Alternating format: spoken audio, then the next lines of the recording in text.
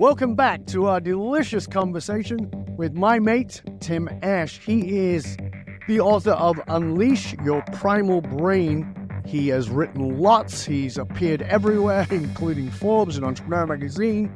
He's been on stages across continents. We talked a lot in part one about how our brain works when it comes to being in these tribes and how it's not really an intellectual process, it's so primal, and how we end up in these tribes, and it's been there for as long as we as human beings have been operational as tribes. If you didn't catch part one, you'll see in part two here, there's a link and you can click back and go into part one and listen to it, because honestly, if you didn't hear it, I really encourage you to take some notes. I think you're going to learn some things. So we've been talking about the initiation into tribes, and that Tim's research has really dug into how people can initiate others into a tribe and why that's actually so important for you as a leader, because whether you like it or not, that's actually what you're trying to do. As a leader, you are controlling a tribe. People are following you because they see value in that, because you're offering them something. And if you're not clear in how to deliver that, or how to deliver that message, they're not going to get into your tribe. Or if they do, they're certainly not going to be staying in your tribe. So I want to jump in at the beginning here by talking about a subject that is very dear to my heart, which is purpose. Because I think a lot of the time people have read Simon Sinek's book, Start With Why, the importance of the why, the purpose. My argument with it, although I love that book, is I say to people, the book is called Start With Why, and it's not finish with why, it's start with why. But what's the why of your why? It's the deeper psychology for me that's really more important. And I know that purpose is a really important piece for you in this initiation process. So talk to us about leaders and their purpose. Well, as I mentioned, if you're going to join a tribe, the tribe is essentially exemplified by the leader, and they're flying their banner and saying, here's who I am, here's what I stand for, here's what I have to offer you. And you self-select into that. You go, yeah, that's kind of interesting. Or like, wow, where have you been all my life? That would be an extreme situation. Happens a lot less. But right now, and again, just if I talk about this in the corporate world, in the US, at least, we have this generational turnover of boomers, mostly retired at this point, Gen Z kids coming in to replace them. That's a built-in 700,000 person a year worker shortage. And it's going to peak at 1.2 million before a decade and a half from now, the millennials kids enter the workforce in numbers. So you can't compete with the shock of the pandemic, with this virtual work. A lot of people have that option. People are just like quiet quitting, and there's no loyalty. There's no more leadership development programs. If someone pays me $0.25 an hour more, I'm out of there. And I have that kind of flexibility. And so really you need to attach people to your company in a lot stronger ways than just like, here's your branded coffee mug and t-shirt on the day you show up. That crap doesn't fly.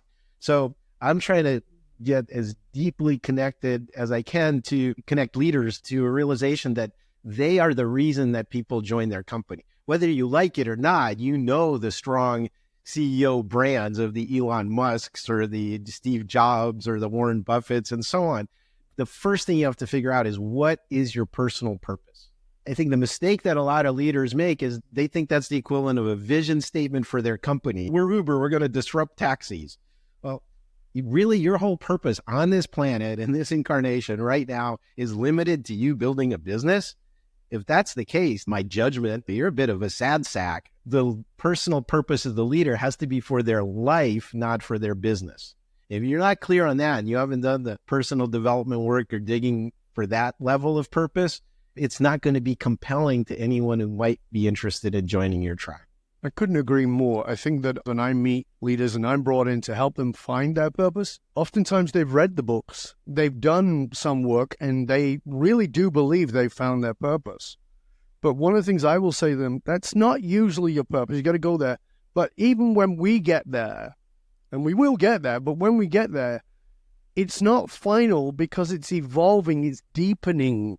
Your purpose should be deepening. You should be going deeper and deeper into it. And that requires you to get deeper and deeper in your own self-examination. So the purpose is psychologically and emotionally compelling to you so that it becomes compelling to others. Yes, and I completely agree that there's no final destination. It's not a smart goal. It's not like retire by the age of 40 with this many millions in the bank and a Lear jet. That's a finite, achievable goal. That's not a purpose. We've talked about this before on other conversations. I'll be glad to share my positive purpose. I also have a shadow or a negative purpose, but my positive one is I co-create a world of peace, safety, and love through joyous expression and service. That's nothing I can ever achieve. That's just something I'm approaching. That's a directional thing. That's a North Star. And it's got, purpose has to be like that. It can't be finite or achievable. Like you say, you keep refining it, evolving it, or saying, how do I do this better? Exactly. Now, you just said something that, thank you for that hook. That was very good, which is around the shadow. You and I have talked a lot off camera before about the shadow self and the shadow work. And I think that people really undervalue this disenfranchised shadow part of ourselves. So I was working with a leader in Vegas this weekend, and he's created a very successful $150 million company. He's done very well from a one-man show. Financially. Again, financially. My definition of success. And that's my point, right? Yeah. Financially. Yeah. But we had this conversation, and one of the things I had him see is the thing that has compelled you to this level of quote-unquote success is the thing that will destroy you. And he's like, what? And I said, it's the same thing.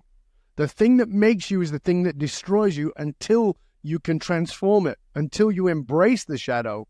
So talk to us a little bit about the shadow side of your purpose, because I think it's going to help people to grasp what I'm trying to say here. So by the way, just that not everyone's familiar with the word shadow, but that comes from Jungian psychology work, of course. It's basically your subconscious and your programming. If you think of it as just being behind you and like pushing you all the time, it's hard to move around where you're just being like pushed in directions from behind without knowing when it's going to happen. So a lot of our lives are run by this unconscious early programming, usually early programming or traumatic events in our life or our formative experiences. And you can't get rid of a shadow. That's the other key insight. So like if there's a sun that's shining on you, you're casting a shadow. The only thing I believe you can do is become aware of it, and become aware of it earlier and earlier in less and less destructive forms. So you don't have to change it. You don't have to say, I'm going to get rid of my shadow. I'm not a violent person. I'm anti-violence. I will never commit violence. Well, no, that's not true. All of us will commit violence under some circumstances. But the question is to become aware of our violence. I don't know why I use violence as an example, but it is a good example because many of us like to cling to this idea that I'm a very peaceful person. Yeah. If I come in and threaten your family with a machete, you will find violence within you. You get near my children, you will die. Exactly. I'm as bad as left as you can get, somebody says. And then suddenly, oh, guess what? You're now threatening my family. Yeah. I'm now extreme right. No, you're not. No. Just in the moment. Yeah. And again, that's not necessarily shadow. That may be an appropriate and intentional response to the situation. But to use that same North Star analogy I used earlier, so if I do have my positive purpose, I can't reach it, but it's out there somewhere. It's a point, it's a star, but there's lots of different directions from which I can approach it. So the way I think of my shadow purpose is it's the vector along which I'm approaching my North Star. So North Star is in front of me, the shadow is behind me, and you have to name it to know what you're moving away from. So my particular shadow purpose is the following. I create a world of loneliness, disconnection, and pain by chasing distractions, acting like a victim, and indulging in self-righteous anger. I just want people to pause and take that in, because they would say, well, why would this guy say that? This is my shadow side. This is what happens when I am not consciously on my purpose. This is what happens when the automatic program kicks in. I create a world of loneliness, disconnection, and pain by acting like a victim, indulging in self-righteous anger, and seeking distractions. So that can be in large ways or in small. For example, I did a major house remodel project and I just fucked off and watched Netflix for about a day and a half, but that's seeking distraction. And yes. Like, so, okay, I noticed myself doing it. I even allowed myself to do it because it was an appropriate rest time. But the point is to not get it out of my life, but to become aware of it earlier so it's not driving the boat. That's the point to me. The interesting thing that people need to understand is that this shadow purpose is at least as strong as the positive purpose, but it's unconscious. Mm-hmm. And your real purpose can be unconscious too, but it's unconscious. And having that awareness of it makes it conscious and go, oh yeah, I'm doing my shit. I'm behaving like a victim. So the way it's like, you can't get rid of it. Again, in the Mankind Project, an organization I belong to, we talk about putting the shadow in front of you. just becoming aware of it is the goal more often. So it's not unconscious, it's bringing it into conscious attention and awareness more often. And that by itself makes it lose its grip on you. It weakens it. So you're living more purposefully in your positive purpose instead of this unconscious programming. So to reiterate here, for a leader to lead, for a leader to create a tribe that people want to be part of, he, she, they must be aware of their own positive and preferably ideally both. Exactly. And it's got to extend beyond your business sphere. Again, that's really important, because if it's to grow business and even create an inclusive culture where everybody sings Kumbaya and loves each other while they work for us, and then we're a B Corp and we give our profits away to buy malaria vaccines for kids in the developing world, that's still not enough. That's still not your purpose as a human being. Right. And so it's really important that you've got that clear, or else people don't know what they're buying into. They don't know what they're, quote, signing up for. So now let's pretend the leader has done that work or is stepping into that work, whatever it might be. Then they say, I want to find my purpose and I want to build a culture around that. Right. Now we get to culture. What's your insight in how people need to develop their cultural sort of core of who they are and what they're building? Well, the core culture, or the cultural package, as I sometimes refer to it, is what you're going to build your organization around, the new tribe. Okay, so there's me, and I'm the exemplar of that. I'm flying the flag. If you want to go on this crusade, join me. Okay, this is what I stand for. But then there's the cultural package, and there's a couple of keys around developing an effective cultural package or core culture. One of them is that it has to be as complete and compact as possible. So there's an inevitable tension. If you make it really, really intricate, it's almost impossible to transmit. So it's got to be complete, that it should carry a lot of weight and be consistent. But at the same time, if it's too hard to explain, I'll use a political example since we're, again, on the eve of the election here. I think it was Will Rogers famously said, I'm not a member of any organized political party. I'm a Democrat. It's the umbrella coalition, right? It's all these single issue voters and with their own stuff under this umbrella. And I would describe it best as like people that believe in universal human dignity. Let's call it that way, widespread, as opposed to very tribal, localized version of human dignity. But that includes a lot of people, tree huggers and the non-binary people and my ethnic minorities in this country. That's an odd coalition. But if I told you on the MAGA side, there's like 4 things that could largely define MAGA. That's a very compact cultural package. You ready? Individual rights, whiteness, evangelical Christianity, and gun ownership. That's enough to say, if you're this, you're MAGA. That's much easier to transmit because it's so compact. And that's why, personal preferences aside, why the Republicans punch above their weight, because it's much easier to convert and energize people with a compact core culture. I know you've worked with a lot of companies. You've done a lot of work around the world.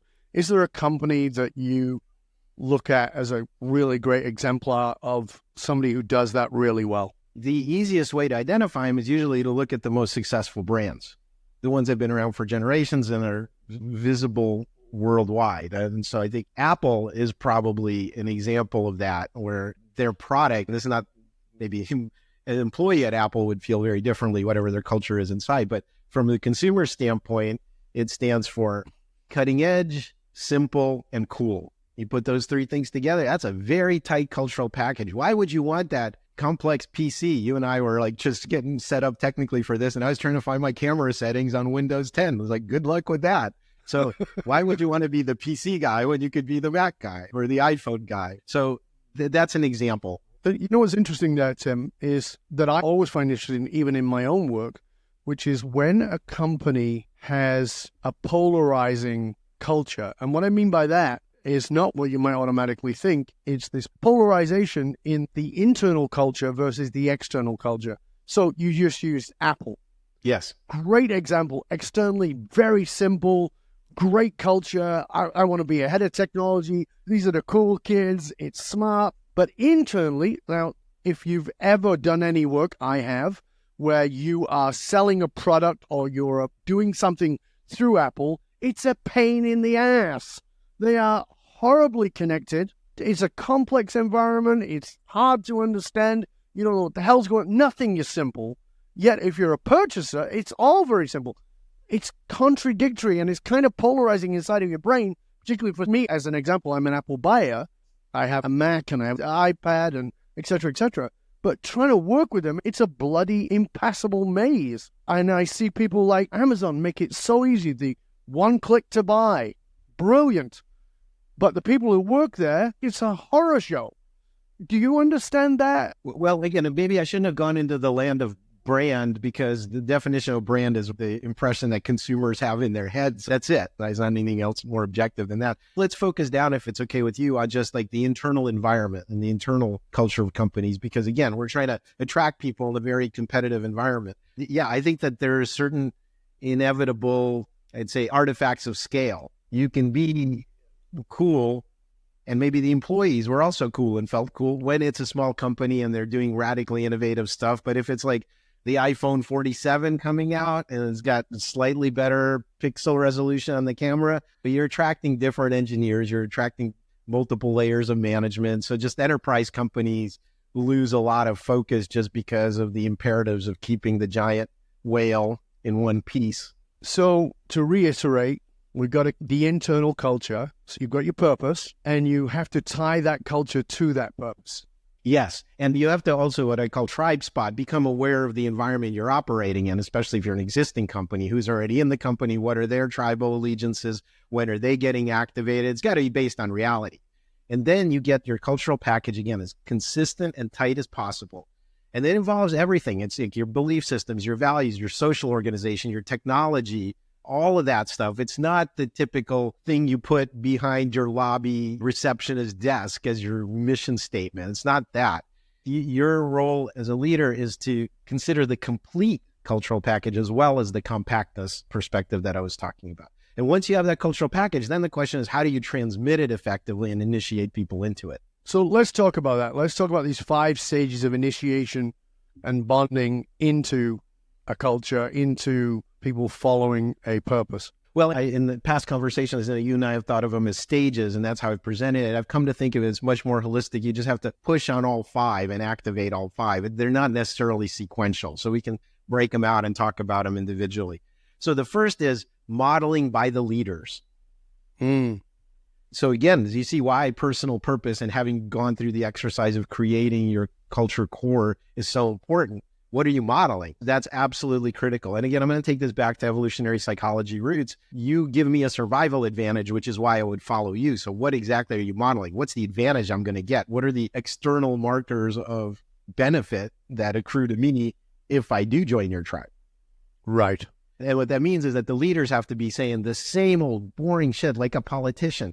You're not there to come up with vision or strategy or tactics. You can outsource all of that. You can hire people to do that. You can't outsource the culture or personal purpose stuff. So you have to be saying the same old stuff that models those values, that models that cultural package over and over and over again. And the 500th time you say it, maybe it'll begin to sink in with a few people. So staying on message and modeling every moment. You're like live in glass house and with a live feed 24/7, everyone's watching you. Yeah, and look at that from a political point of view. You look at someone like Trump. Trump has been Trumpish right through. He's not changed. You know exactly what you get. And Bernie Sanders was exactly the same. And he's been the same for 40 years. 40 years. It's very consistent. But there again, so is Vladimir Putin. So it's very clear of who these people are and what you're signing up for. Yeah, so that's the clarity of their purpose being translated. But in terms of initiation, I have to aspire to essentially embody some of your qualities and take them on if I join your tribe. So that's why modeling by the leaders is critical. And again, I choose it like on the savannah, I follow that guy in his hunting party or that person in their hunting party. These are all decisions that were very consequential. And even though they may not really be in a modern civilization, psychology still makes them that way. So what's the second stage? As you said, they're not necessarily in order. Yeah, so the second would be uncertainty. So you don't know whether you're going to make this jump to this new tribe. You don't know whether you'll be accepted. You don't know what the outcome will be. You don't know who you'll become if you do. So the reason uncertainty is important, and I'm not advocating chaos, it's just that you pay attention in novel situations. So when you go on vacation, even to like English-speaking countries like Australia or the UK. I think it was Mark Twain once joked that the UK and the US are two countries divided by a common language. Things in England are more or less like in the US, but it's the differences you focus on. Oh, I'm not sure. Like, do I tip at the restaurant? Do I get run over if I step into the wrong side of the street because they drive on the other side here? It's the differences make you pay attention to everything. So you need uncertainty. You don't go into a corporate retreat and you say, hey, here's the agenda. We're going to do this. And then we're going to do bonding exercises from 9 to 9:20. You don't tell them what's going to happen, because the uncertainty is what makes people pay attention in an initiation. And again, that was the same environment. Again, will we find animals? Will there still be water in that creek that there was 6 months ago? I don't know. Will we be able to kill the animals that we find? So all this uncertainty, so you have to pay attention. Uncertainty makes you pay attention. So again, for everybody, these are the strategies of initiating people into your tribe. It's not how you should run your company. It shouldn't be total chaos or uncertainty or no dashboards. That's not what I'm saying. I'm saying you have to intentionally make people uncomfortable and uncertain for them to be fully activated and present and have all their spidey senses up and listening. It allows people to pay attention. A lot of time a culture will fall apart because people get laxy. They're just like, I know what it's like around here. As opposed to, shit can happen at any moment, and this is either terrifying or exciting, depending on the personality of the individual, and depending on the level of extreme of that chaos. And also, again, it's our job in the initiation to create a safe container where we're staffing it. So there's got to be some base level of trust. It is, I'm not going to drink polonium tea or fall out of a window like back in the Russian Federation. Okay. So what's the third one? The third one is peer pressure. So we don't know how to behave and we're uncertain and we're trying to follow the leader. So we're going to model off the old timers, the people that are already in the tribe. So you're watching what other people do. And again, that's really important. We don't have time to have committee meetings and tell you well, you need to explain to me why I should do this. Well, no, I mean, like when I say go left and chase that gazelle, you got to do that. It's not optional. So that also has, again, survival value. Don't underestimate the effect of it. So if everybody's doing it, it takes a lot of psychic energy to stand up and say no to it. And that for me is an interesting point, because I see people going along with peer pressure, of course, and we tend to associate it negatively. And oftentimes it is very negative. It can be positive. So let me attack it, because again, I get that peer pressure is negative, that it always leads to bad things. It depends on the cultural package that you're trying to initiate me around. So again, to use the example of the men's group, the Mankind Project that I'm in, we're trying to do men's initiations, ironically, to make people live more considered and examined lives. And that makes society better. So in that context, peer pressure is a good thing. Yes. Or you could be Hitler and you use peer pressure for very different things. So there's no inherent good or bad. It depends on the cultural package. But the mechanism by which you get better initiation, one of the 5, is peer pressure. So we've got modeling by the leader. The leader is the example that somebody wants to be part of. We've got the sense of uncertainty and risk inside of there, which means that we are not certain what's going to go on, but it's in a safe container that has some level of control while it's going on. And we've got... It makes us pay attention, and then the peer pressure are the cues that we're paying attention to. So it's waking people up, and then they're watching the peer pressure. So then there's a couple more that are important to kind of close this out. One of them is synchronized group activities, and you can see how this piggybacks on the peer pressure. So whether you're doing the wave at a sports stadium or singing along at a concert or doing yoga together, even if it's with total strangers and you may not like these people, you actually get a sense of well-being when doing synchronized group activities. As we pretty much did everything together. We slept together, we hunted together, we raised kids together. It was all together. And we feel safer as mammals by doing synchronized group activities. So to build those in very intentionally is important. Yeah, it's fascinating because even at a neuroscientific level, when we do things together, aside from dopamine and serotonin, oxytocin goes off inside of our brain. It's the bonding hormone of tribes, as well as couples and individuals and children. It makes us feel part of something when we do something together. And this is why there are political rallies. If I bring you to the rally and you do the thing with us that we do together, you're more likely to become part of that tribe because you feel bonded somehow, because you're in the environment of. You don't even have to believe Yeah, the example I use, like as an individualist in the West, have you ever been to Japan? Like Toyota leans into this stuff heavily. Before each manufacturing shift, they're all doing synchronized calisthenics in the parking lot every day. To Westerners, that's like, screw you, you can't make me do jumping jacks. But to them, there's a really smart way, an easy way to bond people. And so they're basing it all on the mechanisms that actually work. And the fifth element? And the final and fifth element is, and this is really also important, overcoming meaningful challenges. This is the proof that your tribe has value, that it helps me survive tougher situations or overcome challenges. So like the example I used earlier of new employee, congratulations, here's your desk, here's your balloon, here's your t-shirt and your mug with our corporate logo on it. Ooh, I really earned that, didn't I? No, I don't give a crap. That means nothing. It was handed to me. Participation ribbon. You have to overcome challenges, because if we struggle together and we make it through to the other side, that means something to me, that I'm bonded to you. They talk about the closest bonds of any kind. You can argue mother-child, but soldiers in combat. Once you bleed and sweat in that trench together, that is about as close to a bond as you can have. You're willing to lay down your life for someone. So I'm not saying go to those extremes, but overcoming meaningful challenges, whatever that means in your context, is the proof of the effectiveness of the tribe. So if you have been listening, oftentimes listening to a podcast is not a primary activity. You're probably on a treadmill or it's running in the background while you're cooking the chicken or whatever it might be. You might want to go back and really listen to those 5 steps again, because I think you're going to get a lot of insight from that. As we sort of move towards the end of the second part of the show here, let's just put it together as a package. How can we initiate this? How can we facilitate these 5 steps of initiation as a leader? Well, you take the 3 macro steps that we talked about, which is you have to be super clear and have your personal purpose activated. You have to tribe spot and see what environment you're operating in and come up with your own core culture, compact and concise and complete at the same time. That is no easy task. And then the initiation part, make sure you're deliberately including all 5 aspects of an initiation experience to get me to bond around that cultural core. And by the way, there are different kinds of initiation. So in a corporate setting, it would be new employees, existing employees. You might want to push some of them out. Remember, we talked about that polarization or edge of your tribe. There's some people that are there right now in an existing company, probably shouldn't be anymore. They're not on board. They're just dead weight, or they're collecting the paycheck. And so by forcing them through an initiation process, some of them will self-select out. That's usually a good thing.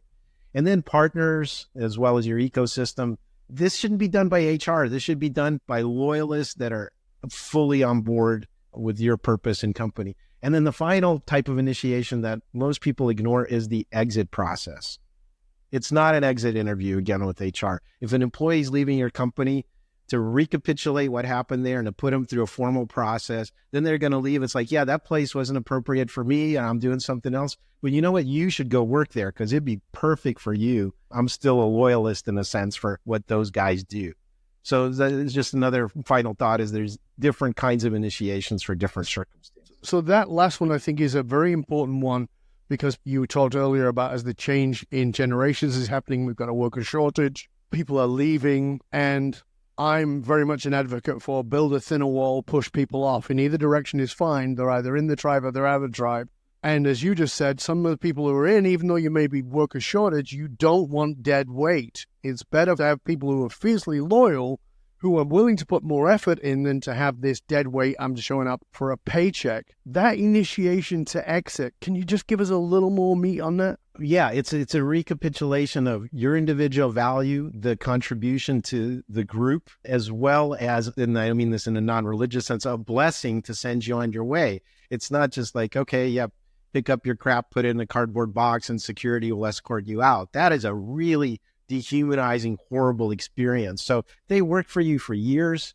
You want to leave it on a high note and focusing on the meaningful things that you did together, and that their investment of their life force in your organization had value. Somebody who really had that down well was Zappos. Zappos would do intervention with you through several stages, but eventually they get to a place of like, listen, we really want to see you do well, and this is clearly not the place. How can we help you go to the place that you need to go to, do the thing that you need to do? And they would even coach you through that process and pay you to leave. So you are definitely going to leave and go somewhere else, but you're definitely going to say to somebody else, it was a terrible place for me, but it'd be a fantastic place for you. And that's the kind of more the dead weight, put existing people through an initiation, someone will self-select out. But I'm talking about like people leave for a variety of reasons. I have to take care of my aging parents. I have to move to another part of the country, or I just had a kid and I can no longer work the hours you need me to. Those aren't negative things. It's just, it's time for someone to move on. They might have taken that step very positively and they're wistful about leaving your company. Tim, as always, it was a pleasure and honor having a convo with you, mate. Thank you for all your fabulous insights. I want to make sure that people know where they can find you. Please make sure everybody knows where to reach out to you and tap into the resources that you have. Yeah, absolutely. So focus on my public speaking or marketing would be timash.com. If you're interested in my executive advisory for how to apply this evolutionary psychology and do everything we just talked about, or the book that we mentioned, Unleash Your Primal Brain, go to primalbrain.com. Fabulous. And again, we will certainly make sure that all those links are published in the show notes. So if you didn't catch them, just look in the show notes. They'll be right there. Remember that those who control the meaning for the tribe also control the movement of the tribe. It's very much in alignment with what Tim's been telling us today. Because leaders committed to positively shaping the political and business landscape know that they've got to tap into what drives human behavior. You can tap into the emotional source code, what drives human behavior, by reaching out to me, Dov Baron. I show businesses, teams, and leaders how to harness their emotional source code to move their tribe. Because unified, actualized meaning is the monolithic difference between mediocrity and greatness for individuals and companies. Remember, we need your help in staying relevant. So please do us a favor, go to wherever it is that you tune into the show from, rate, review. That really makes a big difference. Apple and all the other clowns, they really value that, and I value it. Despite whatever they do, I really value it. So thank you so much for doing that. And please share the show with everybody you know, particularly if there's something we talked about today that you think would be a great value to others. Reach out to them and let them know too. Till next time, stay curious, my friends. Stay curious about how you are going to initiate people into your culture as a leader. And remember, in this show, we talked about those 5 levels. Make sure you're walking through each of them. I'm Dov Baron. I'm here to assist you, tapping into your deepest meaning to reach that next level of clarity, focus, purpose, and profit in your business, your life, and your leadership impact. And I am out.